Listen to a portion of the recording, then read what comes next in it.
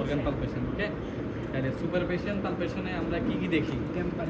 Temperature দেখি, tenderness দেখি, আর হচ্ছে হলো সুপারফিশিয়াল পালপেশন বলতে একেবারে যে আমরা খালি হাত বুলালে বিষয়টা না, হালকা একটু চাপ দিয়ে যাবো, হালকা এটা জেন্টাল প্রেশার দিয়ে যাবো। ওকে, তো এখানে আমরা কি দেখবো? টেম্পারেচার, টেন্ডারনেস, আর হচ্ছে সুপারফিশিয়াল কোনো মাস আছে কিনা, মাস, সুপারফিশিয়াল মাস এবং মাসেল গার্ডিং এবং রিজিডিটি আছে কিনা, মাসেল গার্ডিং এবং রিজিডিটি। এটা আমরা ডিপ পালপেশনও দেখবো। সুপার পালপেশন, ডিপ পালপেশন দুইটার মধ্যে আমরা মাসেল গার্ডিং, রিজিড দেখবো। ঠিক আছে, আচ্ছা, তাইলে আমরা হচ্ছে সুপারফিশিয়াল পালপেশন কীভাবে আমরা দেখি? দেখার নিয়ম হচ্ছে হলো কি, আইডিয়াল নিয়ম হচ্ছে, আচ্ছা এখানে কিছু কথাবার্তা বলি। কার্টিসি কি, প্যাড কিন্তু অনেক সেন্সিটিভ একটা জিনিস, আর যদি মহিলা মানুষ হয় তাহলে তা আরও বেশি সেন্সিটিভ জিনিস, এটা অবশ্যই মাথায় রাখতে হবে। ঠিক আছে কিনা? তো অবশ্যই যদি ফিমেল পেশেন্ট হয়, অবশ্যই ফিমেল পেশেন্টকে তো অবশ্যই কী করতে হবে? প্রাইভেসি মেনটেন করতে হবে, পারমিশন নিতে হবে, স্যারের অনুমতি তো নিবাই, পেশেন্টেরও অনুমতি নিবা, ফিমেল অ্যাটেন্ডেন্ট রাখতে হবে। আর হচ্ছে যদি রোগী যদি বয়স্ক মানে ওল্ড এজ হয়, ওল্ড এজ হয়, তাহলে হচ্ছে সমস্যা নাই, তাহলে বলবা যে আপনি সুন্দর করে বলবা যে আপনার নাভিটা দেখান, আমি একটু পরীক্ষা করি। ওকে, তাহলে কিনা করে যদি ওল্ড এজ হয় তাহলে তুমি সমস্যা না, প্যাড এক্সপোজার করো, ওরা অনুমতি দেয়। বেশিরভাগ ক্ষেত্রে আমরা তো দেখতেছি সরকারি হাসপাতালে অনুমতি দেয়। এক মনে করতে যদি কোচি যুবতী মাইয়া হয় তাহলে তো সমস্যা। তো এখন কী করতে হবে? পেশেন্ট থেকে অনুমতি নেওয়া। পেশেন্ট যদি বলে যে না আমি অনুমতি দিচ্ছি না, তাহলে তোমার দরকার নাই। পেশেন্ট আগে বলবা যে আমি হাত দিলে কোনো সমস্যা আছে আপনাদের ফ্যামিলির, যদি আশেপাশে ফ্যামিলির লোক থাকে বলবো যে আমি শরীরে একটু হাত দিচ্ছি, আপনাদের কোনো অসুবিধা নাই তো? আমি ডাক্তার, আমি একটু পরীক্ষা নিরীক্ষা করতেছি, আশা করি কোনো অসুবিধা হবে না, যদি অনুমতি দেয়। আর যদি কিছু আসে কিন্তু এরকম আমরা পাই, যেমন হচ্ছিলো কিছু কনজারভেটিভ মুসলিম ফ্যামিলি আছে, ওরা দেয় না, ইভেন বলে যে পুরো রাউন্ডে কোনো মেল ডাক্তারে থাকতে পারবে না, ফিমেল ডাক্তার লাগবে, বেশিরভাগ গায়ে নিতে পাওয়া যায়। ওকে, তো তোমার এখানে পেশেন্ট পার্টি যা বলবে তাই, তোমার এখানে অ্যালাউড না। ওকে, তাহলে স্যারের থেকে তো অনুমতি নিবা, পেশেন্ট পারলে যদি পেশেন্ট পার্টি যদি পাশে থাকে তাদের থেকে অনুমতি নাও, আর ফিমেল অ্যাটেন্ডেন্ট একটা অবশ্যই রেখে করবা। ঠিক আছে, এই অবশ্যই কার্টিসিগুলো মেনটেন করবা। ঠিক আছে, আচ্ছা, এখন তো সুপারফিশিয়াল পালপেশন করার নিয়মটা কি? নিয়ম হচ্ছে হলো আগে পেশেন্টের শরীরে হাত দেওয়ার আগে, যদি শীতকাল হয় তাহলে হাতটা গরম করে নিবা। কী করতে হবে? গরমকালে তো আর হাত গরম করার দরকার নেই, সবই গরম আছে, তো পেশেন্ট আর লাভ দিবে না। কিন্তু শীতকাল যদি হয় তাহলে হচ্ছে অবশ্যই কী করতে হবে? হ্যান্ড রাবিং করে হাত দিতে হবে, নাহলে পেটে হাত দেওয়ার পুকুরে উঠবো তো, মানে পেশেন্ট চিল্লান দিয়ে উঠবে, তুমি শেষ হয়ে না। পেশেন্টের কোনো ধরনের ডিসকমফোর্ট হওয়া যাবে না, অবশ্যই আমাদের পেশেন্ট প্রায়োরিটি আগে। তাহলে শীতকালে পেটে হাত দেওয়ার আগে কী করতে হবে? হ্যান্ড রাবিং করে নিতে হবে, গরম করে নিতে হবে হাতটা। এটা গেলে 1 নম্বর কার্টিসি। এর আগে কার্টিসিতে আলোচনা করতাম, এগুলো রানিং কার্টিসি। তারপরে নিয়ম কি? পেটে হাত দেওয়ার আগে অবশ্যই বলতে হবে যে আপনার কোথাও পেটের কোথাও ব্যথা আছে কি না। কী করতে হবে? কী বলতে হবে? যে বাবা আপনার পেটের কোথাও ব্যথা আছে কি না। তাহলে পেশেন্ট অনেক সময় বলবে যে বাবা আমার এখানে ব্যথা। এখানে যদি একটা পেশেন্ট হাত দেয় তাহলে তুমি কোন কোয়াড্রেন্ট বুঝবা? আমার দিকে তাকাও, সময় আমার দিকে তাকাও। পেশেন্ট কথা বললো যে বাবা আমার এই জায়গায় ব্যথা, তো দেখে না umbilical, epigastric, left side, right side, সব সাইডে ধরে ফেলছে। তাহলে পেশেন্টকে বলতে হবে বাবা আপনার যেখানে, যদি বলবো যে ব্যথা আছে কিনা, তাহলে হ্যাঁ আছে, তাহলে আপনি ব্যথাটা 1 আঙ্গুল দিয়ে দেখান, 1 আঙ্গুল। 1 আঙ্গুল দিয়ে দেখলে তো হয় এখানে দিবে, না এখানে হাত দিবে, না এখানে হাত দিবে, তো তার মানে বুঝবে যে কোনো একটা কোয়াড্রেন্টের দিকে যাচ্ছে এটা। কিন্তু পুরো হাত দিলে রুগীরা ভুলে হাত দিতে পারে যে আমার এখানে ব্যথা, তুমি বলবে যে না বাবা আপনি 1 আঙ্গুল দিয়ে দেখান, 1 আঙ্গুল দিয়ে আমাকে দেখান। ওকে, কারণ আমাদের অ্যাবডোমেনে অনেক বড় একটা জায়গা, আমাকে 9টা কোয়াড্রেন্ট ভাগ করতে হবে, প্রতিটা কোয়াড্রেন্টে কোন কোন অর্গান আছে এটা আমাদের কল্পনা করতে হবে। আমি যদি এপিগ্যাস্ট্রিক রিজনে কল্পনা করি তাহলে আমাদের চিন্তা করতে হবে গ্যাস্ট্রিক, চিন্তা করতে হবে প্যানক্রিয়াস, চিন্তা করতে হবে right lobe of the liver, চিন্তা করতে হবে অ্যাবডোমিনাল অ্যাওর্টা, চিন্তা করতে হবে। যদি আমি রাইট হাইপোকন্ড্রিয়াম চিন্তা করি তাহলে লিভার চিন্তা করতে হবে, গলব্লাডার চিন্তা করতে হবে, right side of the colon চিন্তা করতে হবে। যদি আমি লেফট হাইপোকন্ড্রিয়ামে যাই, স্প্লিন, প্যানক্রিয়াস, তারপর কিডনি থেকে আরও কী আছে, left side of the colon. আম্বিলিকাসে যদি আসি, আম্বিলিকাসে মূল্য হচ্ছে ইন্টেস্টাইন, মেনলি কি ইন্টেস্টাইন আর প্যানক্রিয়াস। ওকে, আর যদি লেফটের দিকে যাও তাহলে কিডনি, এদিকে হচ্ছে কিডনি। রাইটের দিকে আসলে এখানে অ্যাপেন্ডিক্স আছে, সিকাম আছে, তারপর terminal part of the ileum আছে। ওকে, মেয়েদের ক্ষেত্রে ওভারি আছে, তারপরে হচ্ছে যদি মেল পেশেন্ট হয় তাহলে কোনো অ্যাক্টোপিক টেস্টিস আছে কিনা, মানে যদি ছোটো বাচ্চা হয়। ওকে, যদি এখানে চিন্তা করো তাহলে ইউটেরাস আছে, ইউরিনারি ব্লাডার আছে। ঠিক আছে, যদি এই পাশে চিন্তা করো তাহলে কি আছে, সিগময়েড কোলন আছে, রেকটাম আছে, সিগময়েড কোলন আছে, রেকটাম আছে, আর হচ্ছে ফিমেলদের ক্ষেত্রে ওভারি আছে, লেফট ওভারি আছে। ওকে, এই কোয়াড্রেন্টগুলো আমাদের চিন্তা করতে হবে। তাহলে পেশেন্ট কি বলবো যে বাবা আপনার কোথাও ব্যথা আছে কিনা, না থাকলে নাই, যদি থাকে আপনি এক আঙ্গুল দিয়ে ব্যথাটা আমাকে দেখান, কোন জায়গায় ব্যথাটা। ওকে দেখাইলো, যে জায়গায় ব্যথা দেখাবে তার অপোজিট সাইড থেকে শুরু করবা, অথবা যে জায়গায় ব্যথা দেখাবে সেটা সবার শেষে পালপেশন করবা। আমার কথাটা বুঝছো কি না? যদি বলে যে ব্যথা নাই, তাহলে নর্মাল নিয়ম হচ্ছে লেফট আইলিয়াক ফসা থেকে শুরু করা। তাহলে কীভাবে যাব? আমরা বলছিলাম কি জেন্টাল প্রেশার, হ্যাঁ, এটা একটু জেন্টাল প্রেশার দিয়ে যাও, প্রতিটা কোয়াড্রেন্টে যাও, প্রতিটা কোয়াড্রেন্টে যাবা, প্রতিটা কোয়াড্রেন্টে যাবা, প্রতিটা কোয়াড্রেন্টে যাবা, প্রতিটা কোয়াড্রেন্টে যাবা, প্রতিটা কোয়াড্রেন্টে যাবা। তাহলে দেখো ঘড়ির কাঁটা ঘুরে এভাবে, তাই না? তাহলে আমি যাব কিভাবে? Anti clockwise. তাহলে নর্মাল নিয়ম কি? নর্মাল নিয়ম হচ্ছে আমাদের শুরু করতে হবে লেফট আইলিয়াক ফসা থেকে অ্যান্টি ক্লকওয়াইজ যাব, যাইতে যাইতে যাইতে ঘুরে ঘুরে সুপ্রাপিউবিক এসে আম্বিলিকাসে আমরা শেষ করব। ওকে? আর যদি ব্যথা থাকে, কথার কথা ধরো পেশেন্ট বললো যে এখানে, তাহলে তুমি অপোজিট সাইড থেকে শুরু করো। যদি বলে এখানে, তুমি এখান থেকে শুরু করো। যদি বলে এখানে, এখান থেকে শুরু করো। তোমার সবশেষে ব্যথার কোয়াড্রেন্টটা রাখবা। সবশেষে কী রাখবা? ব্যথার কোয়াড্রেন্টটা রাখবা। তাহলে এই গেলে হচ্ছে আমাদের সুপারফিশিয়াল পালপেশন। তাহলে আমি যখন এখানে হাত দিচ্ছি, আমার ওই কোয়াড্রেন্টে কোন কোন অর্গান আছে সেটা আমার মাথায় রাখতে হবে। সাথে আমাদের দেখতে হবে ওইখানে কোনো টেম্পারেচার আছে কিনা। যেমন আমি যখন এই রুগীটার সুপারফিশিয়াল পালপেশন করতেছি, আমার একটা জিনিসে মনে হচ্ছে, দেখি তুই হাত দে তো, এমনি পুরা 9টা কোয়াড্রেন্টে হাত দে, কী জিনিস মনে হচ্ছে দেখতে, একটু একটু 9টা কোয়াড্রেন্টে হাত দিতে দিতে যা আস্তে করে। টেন্ডারনেস দেখতে হবে কীভাবে? টেন্ডারনেস যখন আমি দেখি এখানে কিন্তু আমি ভুল করে ফেলছি, এগুলো ভুল হয়ে যায়। যখন আমি পালপেশন করবো তখন পেশেন্টের ফেসের দিকে তাকিয়ে থাকতে হবে যে কোনো ফেশিয়াল এক্সপ্রেশন চেঞ্জ হচ্ছে কিনা, হ্যাঁ, ফেশিয়াল এক্সপ্রেশন চেঞ্জ হচ্ছে কিনা। তো নর্মালি সুপারফিশিয়াল পালপেশনে তেমন একটা পেইন থাকে না, থাকবে কোন কন্ডিশনে বলো? পেশেন্টের সুপারফিশিয়াল পালপেশনে পেশেন্টের তীব্র ব্যথা থাকবে, পেরিটোনাইটিস।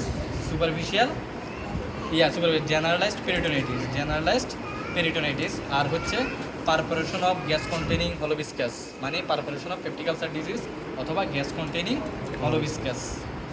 তাহলে এই দুইটা কন্ডিশনে জেনারেলাইজড পেরিটোনাইটিস আর হচ্ছে হলো perforation of gas containing hollow viscus, এই দুইটা কন্ডিশনে সুপারফিশিয়াল পালপেশন। পেশেন্ট হাত দিবার আগেই একটা কন্ডিশন আছে যেখানে হাত দিবার আগে এমনি ধরে ফেলবে না, হাত দেওয়া যাবে না, নিষেধ।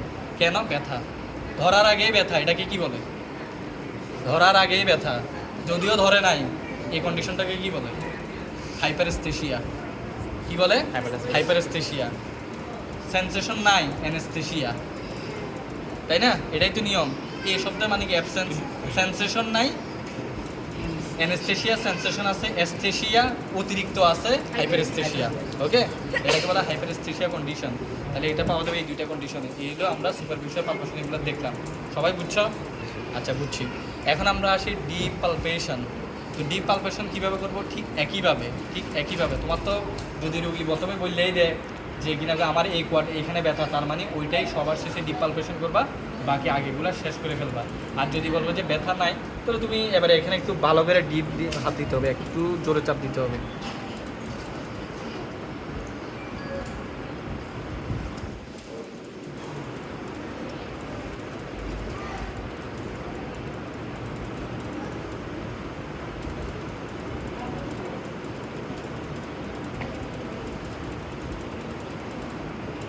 আচ্ছা, এবার তুই আবার হাত দে, প্রতিটা কোয়াড্রেন্ট ডিপ পালপেশন করতে যা। কোয়াড্রেন্টের তুলনায় কোনো একটা কোয়াড্রেন্ট শক্ত লাগছে কিনা, মানে মনে হয়েছে যে শক্ত লাগছে, এটা লাগছে। আমি কি বললাম? তাহলে আমি ডিপ পালপেশনের নর্মাল নিয়মটা কি? লেফট আইলিয়াক ফসা থেকে শুরু করে অ্যান্টি ক্লকওয়াইজ প্রত্যেকটা অর্গান, প্রত্যেকটা কোয়াড্রেন্ট আমি ডিপ পালপেট করে যাব। যাওয়ার সময় আমি চিন্তা করবো কি এখানে কি দেখবো? কোনো ডিপ টেন্ডারনেস আছে কিনা, কোনো কি আছে কিনা, ডিপ টেন্ডারনেস আছে কিনা, কোনো অর্গানোমেগালি আছে কিনা, মানে স্বাভাবিক কোনো অর্গানোমেগালি আছে কিনা, ডিপ টেন্ডারনেস আছে কিনা, কোনো অ্যাবডোমিনাল মাস, যেটাকে আমি বললাম কি অর্গানোমেগালি মানে অ্যাবডোমিনাল মাস আছে কিনা, MASS মাস, ঠিক আছে নি, অ্যাবডোমিনাল মাস আছে কিনা। আচ্ছা, তাহলে আর হচ্ছে কি দেখুন মাসেল গার্ডিং, মাসেল রিজিডিটি। আচ্ছা, এখন এখানে তাহলে আমি হাত দিয়ে তো টেম্পারেচার পাইলাম। আর একটা জিনিস পাইলাম, আমি যখন ডিপ পালপেশন করতে গেলাম তখন আমার মনে হয়েছে যে এপিগ্যাস্ট্রিক রিজিয়ন আর আম্বিলিক্যাল রিজিয়নের মাসেলটা একটু শক্ত হয়ে আছে। তোমার কাছে তুমি যেটা পাও ভাই, তুমি কনফিডেন্টলি বলো না যে স্যার আমার কাছে মনে হইতেছে এখানকার মাসেলটা একটু রিজিড আর একটু গার্ডিং লাগতেছে আমার কাছে, এটাই তুমি পাইছো, ওর কাছেও এটা মনে হয়েছে, ঠিক আছে? তাহলে ওনার এপিগ্যাস্ট্রিক রিজিয়নে এবং আম্বিলিক্যাল রিজিয়নে কি আছে? একটু মাসেল গার্ডিং বা রিজিডিটি আছে। তাই তুমি এটা এখন কথা হলো স্যার মাসেল গার্ডিং আর রিজিডিটি দুইটা একটু আলাদা পার্থক্য আছে, একটু হালকা পার্থক্য আছে। পার্থক্যটা কি? পার্থক্যটা হচ্ছে what is muscle guarding and what is rigidity. Muscle guarding হচ্ছে আমি পেশেন্টকে যখন কোনো একটা কোয়াড্রেন্টের চাপ দিচ্ছি তখন পেশেন্ট যদি নিজে থেকে মাসেলটাকে কন্ট্রাক্ট করে, যেমন অনেকে আছে পেটটা এভাবে করে ফেলে না, একটু পেটটাকে সংকুচিত করে ফেলে না, পেশেন্টের যদি ব্যথা থাকে অথবা পেশেন্ট যদি অ্যানশাস থাকে, চিন্তিত থাকে, তখন সে কী করবে, ভলেন্টারি কন্ট্রাকশন করবে। তুমি হাত দেওয়ার কারণে মাসেলটা কন্ট্রাকশন হয়েছে, দিস ইজ গার্ডিং। আর তুমি হাত দিছো, পেশেন্ট নিজে থেকে কন্ট্রাকশন করে নাই, নিজে অটোমেটিক কন্ট্রাকশন হয়ে গেছে, দিস ইজ রিজিডিটি। ঠিক আছে কি না? তাহলে মাসেল গার্ডিং রিজিডিটি মানে কি, পেশেন্ট নিজে থেকে কন্ট্রাক্ট করলে তাহলে সেটা হচ্ছে গার্ডিং। আর পেশেন্টের অবচেতন মাইন্ডে যদি তোমার কন্ট্রাকশন হয়ে যায় তাহলে this is rigidity. Okay, this is rigidity. তাহলে এই গেল হচ্ছে আমরা মাসেল গার্ডিং আর রিজিডিটির মধ্যে দেখলাম। আর কোনো কোয়াড্রেন্টে কি আছে, ম্যাস আছে কিনা। আচ্ছা, এখন ম্যাস আছে, আরেকটা হচ্ছে অর্গানোমেগালি। এখন আমি অর্গানোমেগালি সম্পর্কে আমি আলাদা আসতেছি। প্রথমে আসি আমরা অ্যাবডোমিনাল ম্যাস। তোমার কাছে মনে হলো যে এই রিজিয়নে কোনো একটা ম্যাস আছে। এখন ম্যাসটা কি, পেট তো অনেক বড় জায়গা, পেটের কাভারিংয়ের নাম কি, পেরিটোনিয়াম। তো ম্যাসটা কি পেরিটোনিয়ামের ভিতরে আছে নাকি পেরিটোনিয়ামের বাইরে আছে, আমাদের এটা একটু জানা দরকার। তুমি যদি কোনো একটা ম্যাস পাও, তাহলে আমরা ওই সার্জারিতে অলরেডি পড়ে আসছো, কোনো একটা ম্যাস পাইলে এই ম্যাসের আমরা কী কী জিনিস দেখি। কোনো একটা ম্যাস বলে কোনো একটা সোয়েলিং পাইছে, সোয়েলিং সারফেস, সাইড দেখি, সাইজ, শেপ, নাম্বার, সারফেস দেখি, শেপ দেখি, সাইড, সাইড দেখি, মার্জিন দেখি, বা সারাউন্ডিং এরিয়া, সারফেস দেখি, সারফেস, কনসিস্টেন্সি দেখি, টেন্ডারনেস ফ্রিকোয়েন্সি দেখি। ঠিক আছে? আর হচ্ছে যদি ভালোই সোয়েলিং থাকে, তাহলে আমরা ফিঙ্গার ইনসিনুয়েশন টেস্ট করি, ড্রাম সিলিমিশন টেস্ট করি, স্লিপিং সাইন পজিটিভ এগুলো আমরা দেখি। ওকে, এই সবগুলো টেস্ট আমাদের করতে হবে যদি পাও। এখন তোমার যদি কুত্তা মারা কপাল হয়, যদি তোমার একটা পেশেন্ট দিছে যে আর কি একটা সোয়েলিং আছে, তুমি সোয়েলিং এক্সামিনেশন না করিয়া স্যারে কইলো যে এক্সামিন দ্য জিআইটি, তুমি সোয়েলিং পাইছো, তুমি জিআইটি পুরো এক্সামিনেশন ইন্সপেকশন পালপেশন সব করে ফেলছো, কিন্তু সোয়েলিং সম্পর্কে কোনো তথ্যই দিলে না, তুমি ওই জায়গায় ফেল। তাহলে এখানেও তোমার সার্জারি একটু ইনক্লুড হয়ে যাচ্ছে। কোনো সোয়েলিং থাকলে অ্যাটলিস্ট সাইড মানে পয়েন্টগুলো তুমি মাথার মধ্যে রেখে দাও। যদি বড় সোয়েলিং হয় তুমি ট্যাপ দিয়ে মাপো, সাইজ দেখো, শেপ দেখো, টেন্ডারনেস দেখো, সব কিছু দেখো। আচ্ছা, এগুলো তো দেখবাই, সাথে এখন আমাদের যেটা দেখতে হবে, এটা কি এক্সট্রা পেরিটোনিয়াল নাকি ইন্ট্রা পেরিটোনিয়াল, কীভাবে বুঝবো এক্সট্রা পেরিটোনিয়াল নাকি ইন্ট্রা পেরিটোনিয়াল, আমরা কীভাবে বুঝবো সেটা? ধরো এই সোয়েলিং তৈরি কী করতে হবে, সোয়েলিংয়ের উপরে কী দিব, হাত দিব। হাত দেওয়ার পর আমরা বাম হাতটা মাথার উপরে রাখবো। বলছে বাবা আপনি মাথাটা উঠানোর চেষ্টা করেন, আপনি মাথাটা চেষ্টা করেন, তুমি কী করবা, চাপ দিবেন না, আপনি উপরের দিকে উঠান, মাথাটা উপরের দিকে উঠান। হ্যাঁ, এই যে দেখো, একটু হাত দিত, ধরেন নর্মালি হাত, মাথাটা একটু উঠান, শক্ত হয়েছে কি না। তাহলে শুধু সোয়েলিং না, তোমাকে যদি বলে অ্যাবডোমিনাল মাসেলকে আমি কীভাবে টর্ক করবো, কীভাবে কন্ট্রাকশন করবো, রুগী তো অনেক সময় বুঝবে না। তুমি শুধু জাস্ট যে জায়গায় সমস্যা ওই জায়গায় হাত দিবা, বলবে যে বাবা আপনি মাথাটা উঠান, মাথাটা হাত দিলে সুন্দর করে কন্ট্রাকশন হয়ে যাবে। এখন তুমি তো সোয়েলিং এবার হাত দিয়ে আসো, মাথা উঠানোর যখন চেষ্টা করবে, যদি সোয়েলিংয়ে থেকে যায়, দিস ইজ এক্সট্রা পেরিটোনিয়াল। মাথা উঠানোর চেষ্টা করাটার সময় সোয়েলিংটা গায়েব হয়ে গেল, দিস ইজ ইন্ট্রা পেরিটোনিয়াল। বুঝতে পারছি কি না? তুমি সোয়েলিং উপর হাত দিয়ে আসো, সবসময় সোয়েলিং পাচ্ছ, পেশেন্ট যখন মাথাটা উঠানোর চেষ্টা করতেছো অর্থাৎ তুমি যখন অ্যাবডোমিনাল মাসেলকে টর্ক করতেছো, তখন যদি সোয়েলিং না পাও, দিস ইজ ইন্ট্রাপেরিটোনিয়াল, মানে পেরিটোনিয়ামের ভিতরে, এটা ভিতরের ঝামেলা। আর যদি টর্ক করার সময়ও যদি সোয়েলিং পাও, দিস ইজ এক্সট্রা পেরিটোনিয়াল। ওকে, তাহলে এত কিছু পয়েন্ট আমরা সুপারফিশিয়াল পালপেশন, ডিপ পালপেশন আমরা দেখবো, কোথাও কোনো বুঝতে অসুবিধা আছে কি না।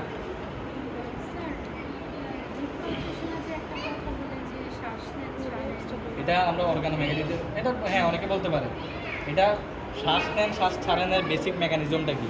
বেসিক মেকানিজম হচ্ছে আমরা কখন বলি হচ্ছে হলো লিভার আর স্প্লিনের ক্ষেত্রে বেশি বলি। কেন বলি? যখন আমরা শ্বাস নেই ছাড়েন কত, বাবা আপনি বুক খুলে শ্বাস নেন, বুক খুলে শ্বাস নিলে কী হবে, লাংসটা বড় হবে, লাংস বড় হলে কী হবে, লাংস ধাক্কায় লিভারের নিচে নামায় ফেলবে, তখন আমার লিভারটা পাইতে আরও সুবিধা হয়। কারণ যদি লিভারটা তো অনেকটাই অংশ কী থাকে, খাঁচার ভিতরে থাকে, আমরা পাই না। যখন বুক ফুলে শ্বাস নেয়, লাংসের ধাক্কায় নিচে নেমে আসে, তখন তুমি লিভারটা পাইলেও পাইতে পারো যদি হেপাটোমেগালি থাকে। আবার আমরা যখন নর্মালি স্প্লিনের মুভমেন্ট কোন দিকে, রাইট এলিয়া খসার দিকে, যখন তুমি বুক ফুলে শ্বাস নাও, লেফট লাংস বড় হয়, তখন সে তারে ঠেললে নিচের দিকে নামায় দেয়, তখন তুমি স্প্লিনটা পাইলেও পাইতে পারো। ঠিক আছে কিনা? এই জন্যই আমরা বলি বুক ফুলে শ্বাস নিতে। ওকে, আচ্ছা এখন আমরা আসি তাহলে সুপারফিশিয়াল পালপেশন গেল, ডিপ পালপেশন গেল। এখন আমরা আসবো কি অর্গানোমেগালি, যেটা ইম্পর্টেন্ট আমাদের। আমরা আরেকটা ক্লাস অর্গান পালপেশন নিয়ে পড়বো, আজকে শুধু আমরা লিভারের স্প্লিন নিয়ে পড়বো। ওকে, আরও অনেকগুলো সাইন আছে, তো এই জন্য আমি এটা দুইটা ক্লাসে নিয়ে আরেকটা ক্লাস নিতে চাচ্ছি তোমাদের সুবিধার জন্য। তাইলে আজকে আমরা করবো হচ্ছে লিভার এবং স্প্লিন, লিভার এবং স্প্লিন। আচ্ছা, এবার আমরা সেই লিভার আমরা কিভাবে পালপেশন করব। ওকে, তাহলে আমাদের নিয়মটা কি? ট্যাপ আছে কিনা, মেজারিং ট্যাপ আছে কিনা কারো কাছে? ট্যাপ, একটা ট্যাপ দাও তো আমারে, একটা মেজারিং টেপ দাও। হ্যাঁ,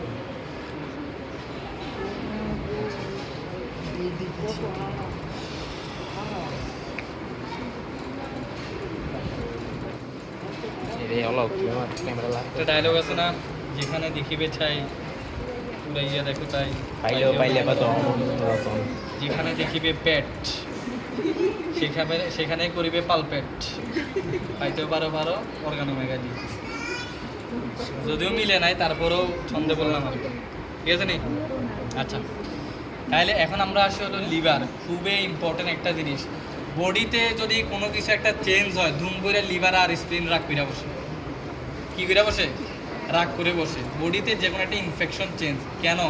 কারণ this is the house of metabolism, ঠিক আছে কিনা? আর ব্লাডের পুরো শরীরে কি আছে? রক্ত আছে। রক্ত সংক্রান্ত যে কোনো কিছু ঘটনা হইলেই স্প্লিন লইরা বসে। যে কোনো কিছু, এই জন্যই আমাদের অর্গানোমেগালির মধ্যে সবচেয়ে ইম্পর্টেন্ট হলো এই দুটো অর্গান, হেপাটোমেগালি আর স্প্লেনোমেগালি। কিছু কিছু পেশেন্টের ক্ষেত্রে বোথ হেপাটোস্প্লেনোমেগালি পাওয়া যায়, এটাকে বলা হয় কি হেপাটোস্প্লেনোমেগালি। ওকে, আচ্ছা, তাহলে আমরা লিভার কীভাবে পালপেট করবো? আচ্ছা, আমাদের এই পেটের মাসেলটার নাম কি? Rectus abdominis muscle. এই রেক্টাস অ্যাবডোমিনাস মাসেল আমরা শুরু করবো কোত্থেকে? রাইট ইলিয়াক ফসা থেকে আমরা শুরু করবো। কোত্থেকে? রাইট ইলিয়াক ফসা থেকে শুরু করবো। তারপরে হচ্ছিল আমাদের রাইট হ্যান্ডের আউটার বর্ডার, এটা হলো আলনার বর্ডার, এটা হলো কি আউটার বর্ডার বা রেডিয়াল বর্ডার। আমরা রাইট হ্যান্ডের রেডিয়াল বর্ডার, এবার রেডিয়াল বর্ডার আমি এভাবে করে ফেললাম, এখানে হাত দিলাম।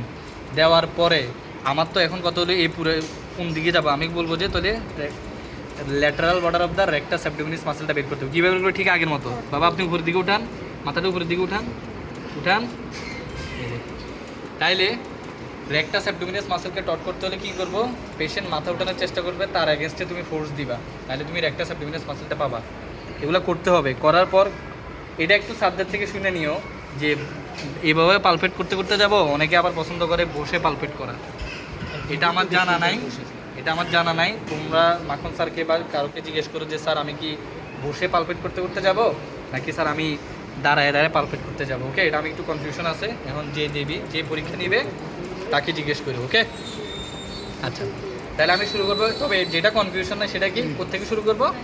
রাইট ইলিয়াক ফসা থেকে শুরু করবো। আউটার বর্ডার দিয়ে আমি পালপেট করতে করতে যাব। করার আগে আমার রেক্টাস অ্যাবডোমিনাস মাসেল বর্ডারটা বের করতে হবে। যাবো কতটুকু পর্যন্ত? রাইট কোস্টাল কার্টিলেজ পর্যন্ত যাব। রাইট কোস্টাল কার্টিলেজ মানে একদম বুকের খাঁচা পর্যন্ত আমরা যাব। আমরা কী করবো? যে প্রতিটা ক্ষেত্রে হলো 1 সেন্টিমিটার করে হবে। বাবা, শ্বাস নেন, বুক ফেলায় শ্বাস নেন। ঠিক আছে, শ্বাস নেন, শ্বাস নেন, শ্বাস নেন। ঠিক আছে, সারেন, শ্বাস নেন। ঠিক আছে, তাহলে এ পর্যন্ত। এই যে দেখো কোস্টাল কার্টিলেজে দেখো না, এই যে হাড্ডিটা, হ্যাঁ, যখন তুমি শ্বাস নিলে তখন চাপ দিবা, কারণ শ্বাস নিলেই লিভারটা নিচে নামার চান্স আছে। ওকে, ডিপ ইন্সপিরেশনে তখন চাপ দিবা। এখন তুমি চাপ দিতে দিতে কোথা পর্যন্ত আসলা? রাইট কোস্টাল কার্টিলেজ অথবা রাইট হাইপোকন্ড্রিয়াম পর্যন্ত আসলা। আসার পরেও তুমি কিছু, তোমার কাছে মনে হচ্ছে না কিছু নাই, তখন তুমি কি করবা? একটু এপিগ্যাস্ট্রিকের দিকে যাবা। শ্বাস নেন, শ্বাস নেন। কেন এপিগ্যাস্ট্রিকের দিকে যাবা? কেন? কারণ লিভার তো অনেক বড় অর্গান, তার রাইট লোব কোথায় থাকে? এপিগ্যাস্ট্রিকে থাকে। আমাদের লিভারে কয়টা লোব? 4টা lobe, right lobe, left lobe, quadrate lobe, তো আমাদের মেইনলি লেফট লোব থাকে এদিকে, কিন্তু রাইট লোবটা কোন দিকে থাকে? এপিগ্যাস্ট্রিক রিজনের দিকে থাকে। এই জন্য তুমি পালপেট করতে করতে যখন আসতেছো এখানে কিছু পাইলে না, পাওয়ার পর তখন তুমি কোথায় যাবে? এপিগ্যাস্ট্রিক রিজনের দিকে একটু যাবা। এখন যেটা আমাদের দরকার সেটা হচ্ছিল, ধরো তুমি এখন এখানে একটা লিভার পাইছো, পাওয়ার পর তোমার করণীয় কি? ঠিক আছে, তোমার করণীয় কি? তাহলে যেহেতু hepatomegaly this is one kind of swelling, তাহলে 1 নম্বর আমাদের কি দেখতে হবে? সাইজ। তোমাকে অবশ্যই বলতে হবে লিভারটা কত সেন্টিমিটার বড় হয়েছে।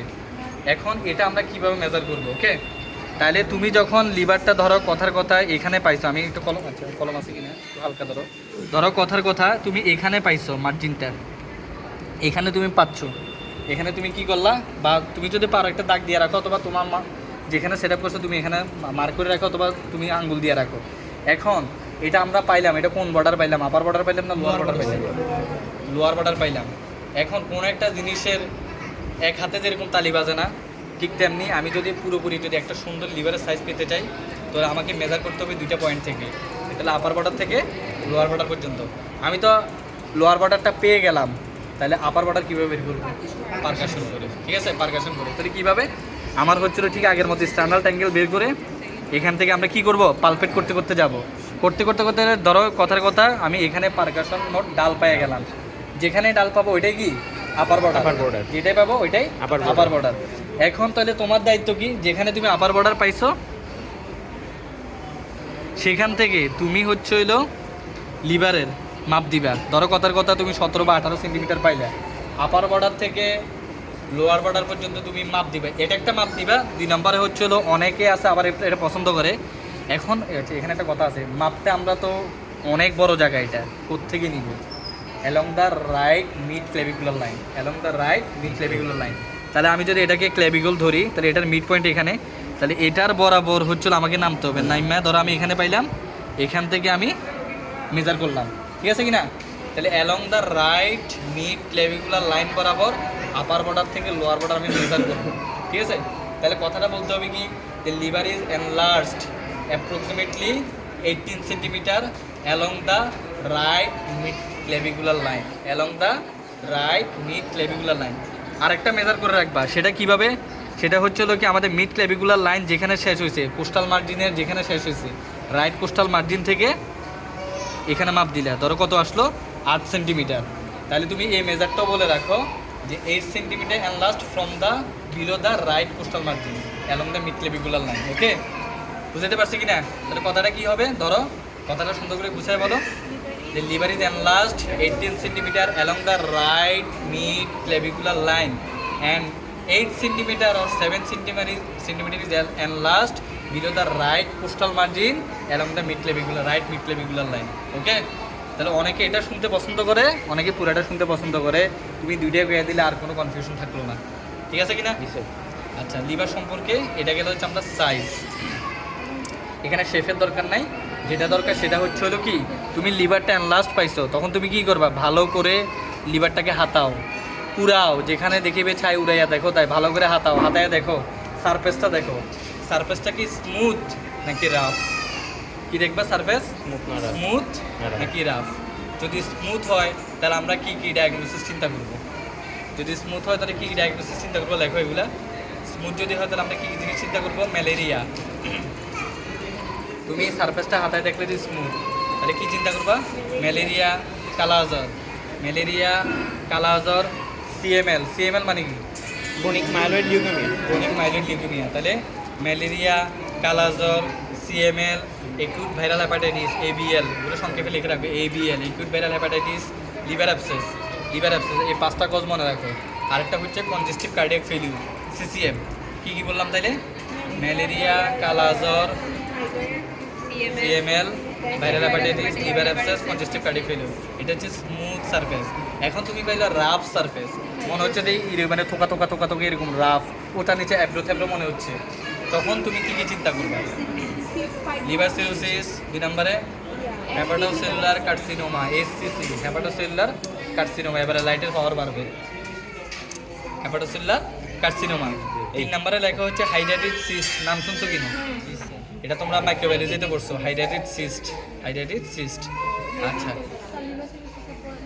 Liver cirrhosis, hepatocellular carcinoma, liver cirrhosis, hepatocellular carcinoma, hydrated cyst. আর হচ্ছে polycystic liver disease, polycystic liver disease. Sir সারা জীবন শুনে এলাম polycystic kidney disease, polycystic liver ডিজিজও আছে, তোমরা ভবিষ্যতে ডেভিডসনে পড়বা, পলিসিস্টিক লিভার ডিজিজ।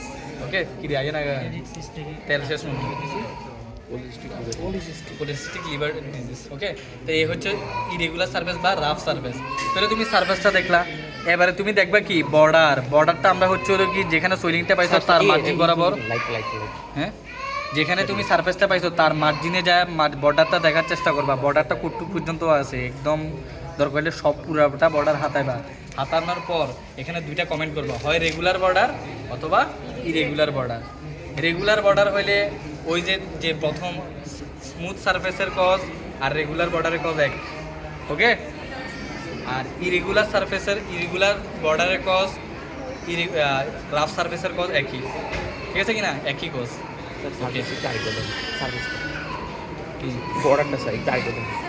বর্ডার তো ধরো তুমি এখানে সারফেস পাইছো, ধরো বর্ডারটা তুমি দেখবা বর্ডারটা শেষ কোন জায়গায়, ওইটা বর্ডার ধরে ধরে ধরে ধরে একবারে ইয়ে করো, বর্ডারটা বের করার চেষ্টা করবো আর কি। এখন জিনিসটা হেপাটোমেগালি কারো থাকলে বোঝা মানে আরো বুঝে বলতে পারতাম মানে তুমি একটা জিনিস হাতাচ্ছো, ধরো আমার এই পুরাটাই লিভার, তো তুমি এখান থেকে বুঝতেছো এই পুরাটাই সার্ভেস, তাহলে তুমি বর্ডার ভাই দিলে কী করা লাগবে, সার্ভেসে একবার মার্জিনে চলে যাবা, মার্জিন ধরতে ধরতে ধরতে দেখবে যে কতটুকু পর্যন্ত তার এক্সটেনশন, ঠিক আছে কি না। তাহলে বর্ডার দেখলা, সারফেস দেখলা, এরপরে দেখবা হচ্ছে কি টেন্ডারনেস আছে কিনা, টেন্ডার। তাহলে what are the cause of tender liver, what are the cause of non tender liver. Tender হেপাটোমেগালির কজ কি কি sir? Hepatitis, hepatocellular viral hepatitis, দেখো সুন্দর করে একিউট ভাইরাল হেপাটাইটিস। 2 নম্বরে হেপাটোসেলুলার কার্সিনোমা, হেপাটোসেলুলার কার্সিনোমা, ওকে।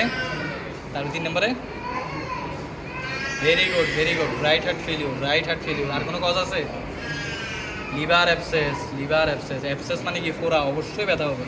তাহলে এই 4টা cause, liver abscess, right heart failure বা কনজেস্টিভ কার্ডিয়াক ফেলিউর, তারপরে কি বললাম, hepatocellular carcinoma, acute viral hepatitis, okay. এই 4টা হচ্ছে টেন্ডার লিভারের কজ।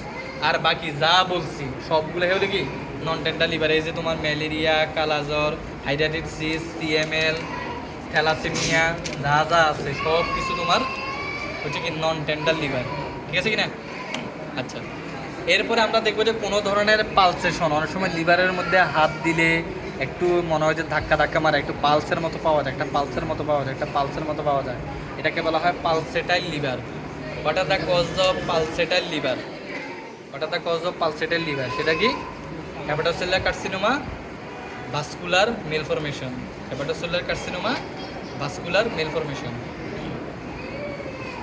মেলফরমেশন।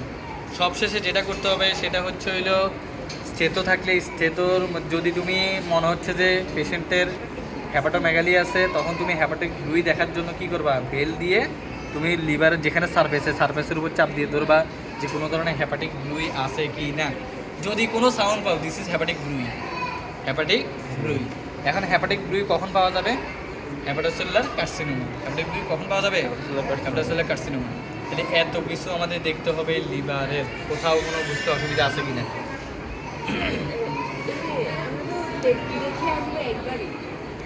হ্যাঁ, তোমার স্প্লিন কোন কোয়াড্রেন্টে থাকে? লেফট হাইপোকন্ড্রিয়ামে থাকে। তাইলে লেফট হাইপোকন্ড্রিয়ামে যখন থাকবে, আচ্ছা, তোমরা সার্জারিতে একটা জিনিস পড়ছো কিনা, করবাশাস ল? জি স্যার। তুমি কোনো কিছু পাইলা না, এটা গলবাটা কার্সিনোমা নয়, এটা হলো করবাশাস ল। আচ্ছা, আমরা আসতেছি, এবার আমরা আসলে স্প্লিন। তো স্প্লিন আমরা কোত্থেকে শুরু করব? এটা শুরু করতে হবে আবারও কোত্থেকে, রাইট এলিয়াক ফসা থেকে শুরু করতে হবে, এখন এটা দেখার জন্য আমাদের কি করতে হবে, আমাদের একটু লেফট হ্যান্ডের একটু সাপোর্ট লাগবে। তো সাপোর্টটা হচ্ছে আমরা পেশেন্টের এই যে তোমার বাম সাইডে, অর্থাৎ তোমার লেফট হাইপোকন্ড্রিয়াম বা লেফট কোস্টাল মার্জিনের এখানে তুমি একটু সাপোর্ট দিয়ে ধরলা।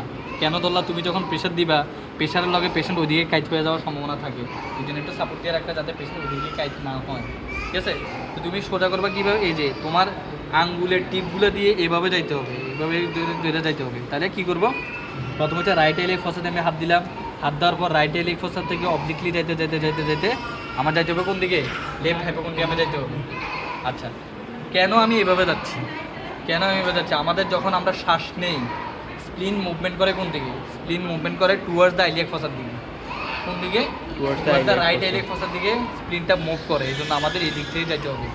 তাহলে আমি সাপোর্ট দিলাম, তাহলে বলো শ্বাস নেন,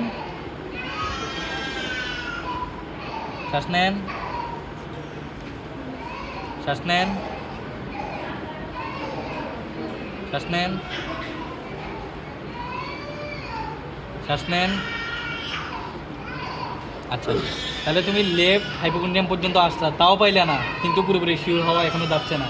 বলবা যে বাবা আমার দিকে একটু কাইথন, এদিকে একটু কাইথন, মানে শরীরটা একটু কাত করেন, তাহলে তোমার দিকে একটু শরীরটা কাত করে আবার আর একটু ডিপলি যাবা, ঠিক আছে কি না? তাহলে হার্টের অ্যাপেক্স স্পিড যখন আমরা পাবো না, তখন পেশেন্টকে লেফট ল্যাটারাল পজিশন করতে হয়, আর যখন স্প্লিন পাবো না রাইট ল্যাটারাল পজিশন করতে হয়। এই জিনিসগুলো ছোটো ছোটো জিনিসগুলো মনে রাখতে হবে।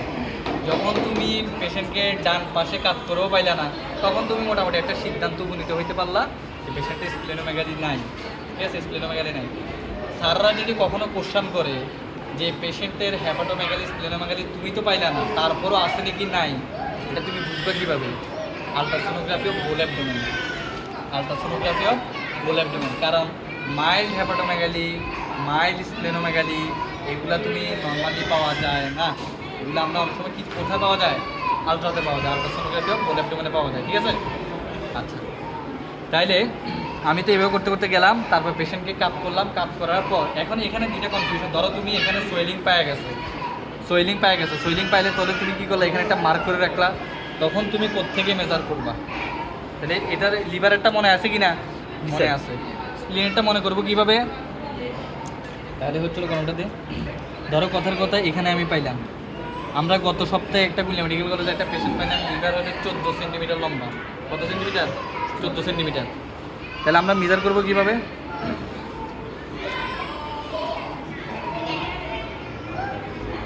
তাহলে এখানে হচ্ছে আমরা বাম হাতটা এভাবে মিলে এটাকে এই লাইনটাকে কি বলে? Anterior axillary line. এখানে কিন্তু মিড ক্লেভিকুলার লাইন না।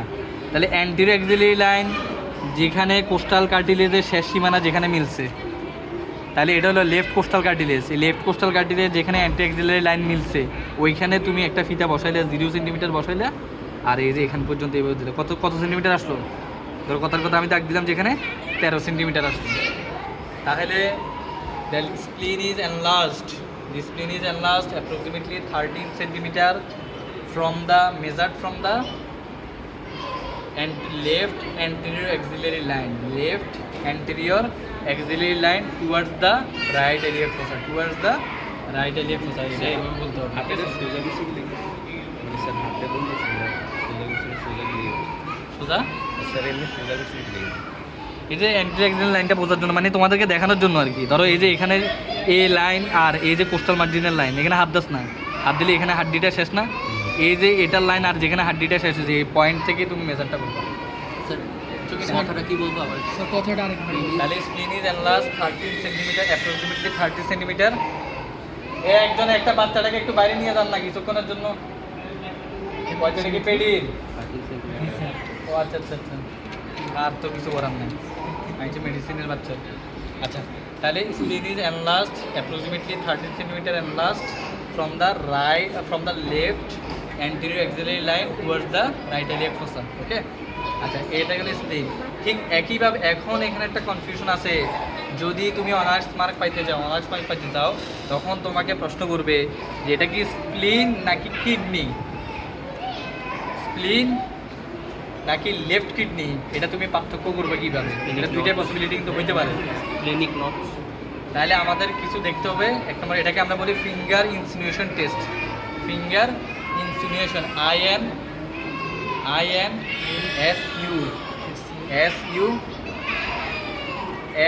সম্ভবত একটু দেখে নিও। ইনসিনুয়েশন test, INSUNATION, finger insinuation test. এটা মনে আমার বানান ভুল আছে, একটু দেখে নিও।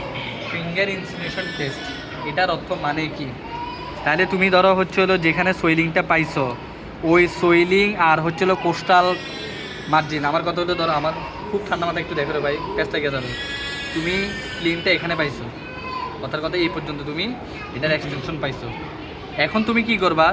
এখানে তো তোমার দেখো এই যে এটা কোস্টাল কার্টিলেজ না, কোস্টাল কার্টিলেজ আর অ্যানলাস স্প্লিনের মাঝখানে তুমি আঙ্গুল ঢুকিয়ে দিবা। দেখো ওনার কিন্তু আঙ্গুল ঢুকে গেছে, এতটুকু পর্যন্ত ডেবে গেছে। তার মানে ইনসিনুয়েশন শব্দের অর্থ হলো ডেবে যাওয়া, মানে গর্ত ঢুকে দেওয়া। তাহলে এই যে ওনারটা এতটুকু পর্যন্ত ঢুকতে পারছে, যদি ঢুকে যায় তার মানে বুঝবা যে যদি এটা কিডনি। তোমার যদি পুরাটা স্প্লিন যদি বড় থাকতো, তো তুমি স্প্লিন বড় থাকার কারণে আঙ্গুল এখানে ডাবতোই না। বুঝছো কি না আমার কথা? যদি ফিঙ্গার ইনসিনুয়েশন যদি না হয়, দিস ইজ স্প্লিন। আর যদি গর্তের মতো ডেবে যায় তাহলে this is kidney, left kidney. Okay, this is finger insinuation test. Sir এই ক্ষেত্রে স্যার অ্যানলাসটা তো এখানে ধরে করছেন। এটা তো তোমার মেজার করার ক্ষেত্রে তুমি ইয়ে করলো, কিন্তু তোমাকে ফিঙ্গার ইনসিনুয়েট করতে হবে অ্যানলাস্ট অর্গানটা আর হচ্ছে লেফট কোস্টাল মার্জিনের মাঝখান বরাবর করতে হবে। তুমি তো এখানে চাপ দিলে লাভ নাই, তোমার কিডনি কোন দিকে থাকে, এখানে থাকে, তো তোমার তো ওই সাইডে করতে হবে, ঠিক আছে কি না? আচ্ছা, তো এখন তুমি স্প্লিন পাইছো, ঠিক একই মতো তুমি কী করবা, সাইজ তো দেখলা, সাইজ দেখার পর কি দেখবা, সারফেস দেখবা, বর্ডার দেখবা, টেন্ডারনেস আছে কিনা দেখবা, তারপরে হচ্ছে হলো কী দেখবা, কোনো নোডিউল হচ্ছে এই জিনিসগুলোই দেখবা, সোয়েলিংয়ে যে পয়েন্টগুলো আমরা দেখি এগুলো দেখবা। এখন what are the cause of splenomegaly, স্প্লেনোমেগালির কজ কি? অনেক কজ, অনেক কজ। স্যারের যদি প্রশ্ন করে তাহলে মোস্ট ইম্পর্টেন্ট কজগুলো সবসময় বলবা। 1 নম্বরে রাখবা CML, chronic myeloid leukaemia, CML chronic myeloid leukaemia. 2 নম্বরে রাখবা হচ্ছিল হেরিডিটারি হেমোলাইটিক অ্যানিমিয়া, সংক্ষেপে লিখে রাখবে HHA, hereditary haemolytic anaemia. Sir এই রোগটা তো শুনি নাই, এই রোগটা কোনটা? সবাই শুনছো, এটার একটা রোগের নাম হচ্ছে কি? থ্যালাসেমিয়া। কোনটা? থ্যালাসেমিয়া। তো হেরিডিটারি হেমোলাইটিক অ্যানিমিয়ার ব্র্যাকেটে লিখে রাখো থ্যালাসেমিয়া। তারপরে হচ্ছে কি ম্যালেরিয়া কালাজ্বর, ম্যালেরিয়া কালাজ্বর। তারপরে আর কি হইতে পারে? অ্যাসেলি রিউমাটয়েড আর্থ্রাইটিস, অ্যাসেলি রিউমাটয়েড আর্থ্রাইটিস। আর কি হইতে পারে? Polycythaemia rubra vera, polycythaemia rubra vera, PRV, polycythaemia rubra vera. আর কি হইতে পারে? মাইলোফাইব্রোসিস। আর কি হইতে পারে? লিউকেমিয়া। আর কি হইতে পারে? লিম্ফোমা। স্যার আল্লাহ দোয়াই লাগা আছে কিন্তু অনেক হয়ে গেছে স্যার, আর সহ্য করতে পারতেছি না স্যার। ঠিক আছে নি, ওইব না, 9-10টা ওইব নি, ওইব, আর দরকার নেই, থাক, বহুত হয়ে গেছে। পলিসাইথেমিয়া রুব্রাভেরা, অ্যাসিডি rheumatoid arthritis, leukaemia, lymphoma, myelofibrosis, myelofibrosis, leukaemia, lymphoma, polycythaemia rubra vera, Sjogren syndrome. দাও আরেকটা দিলাম, নাম শুনছো কিনা? শগরেন বা জগরেন সিনড্রোম। প্যাথোলজিতে মাইক দেওয়ার কথা, এটা প্যাথোলজিতে হিস্টোলজি পড়াইছে। প্যারোটিড গ্ল্যান্ড, প্যারোটিড গ্ল্যান্ড, কারো যদি মুখ সবসময় শুকনা থাকে, প্যারোটিড গ্ল্যান্ড যদি ডিস্ট্রাকশন হয়ে যায়, ওই সিনড্রোমটাকে আমরা বলি শগরেন সিনড্রোম। কত কিছু যে পড়ার বাকি আছে রে মনা, জীবন মাত্র শুরু। ঠিক আছে, কয়টা বাজে? কোথাও কোনো প্রশ্ন আছে কিনা?